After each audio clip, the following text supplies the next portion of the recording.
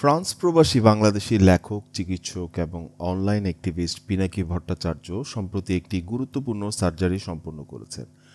বর্তমানে তিনি নিবিড় পরিচর্যায় আছেন এবং বাসায় থেকে চিকিৎসা নিচ্ছেন। সার্জারির পূর্বে পিনাকি ভট্টাচার্য তার ফেসবুক পোস্ট শেয়ার করে তার অনুভূতি প্রকাশ করেন। তিনি বলেন, আর কিছুক্ষণ পর আমার একটা সার্জারি হবে জেনারেল অ্যানেস্থেসিয়া দিয়ে। গুরুতর কিছু নয়, কিন্তু সার্জারি করাটা জরুরি।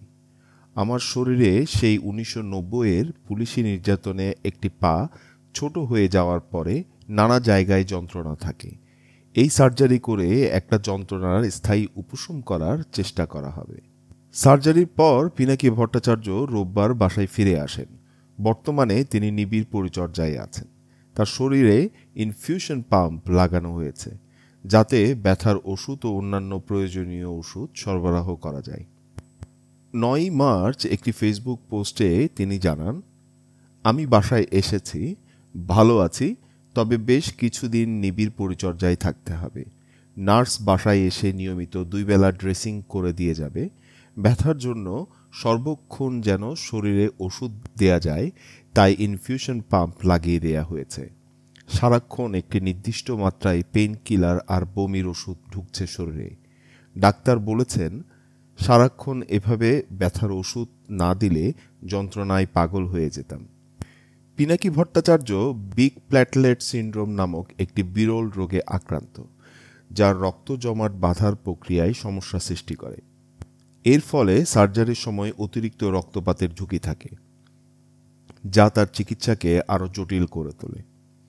একই ফেসবুকে তিনি আরও বলেন, আমার বিগ প্ল্যাটলেট সিন্ড্রোম আছে, তাই রক্ত জমাট বাঁধার ক্ষমতা কম।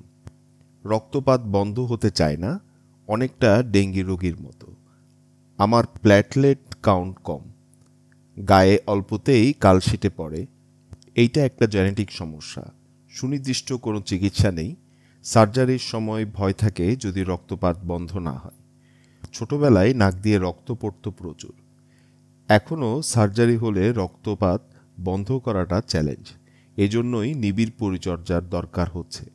সার্জারির ক্ষততে ড্রেন লাগানো আছে যেন রক্তপাত ভেতরে না জমে। বর্তমানে পিনাকি ভট্টাচার্য 28 মার্চ পর্যন্ত বাসায় থাকবেন। তিনি তার ফেসবুক পোস্টের মাধ্যমে আরও বলেন, আমি 28 মার্চ পর্যন্ত বাসায় থাকব, অফিসে যাচ্ছি না।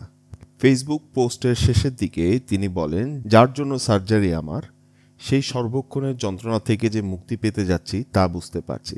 আলহামদুলিল্লাহ। তাই সব মিলিয়ে আমি ভালো আছি। আপনারাও ভালো থাকুন।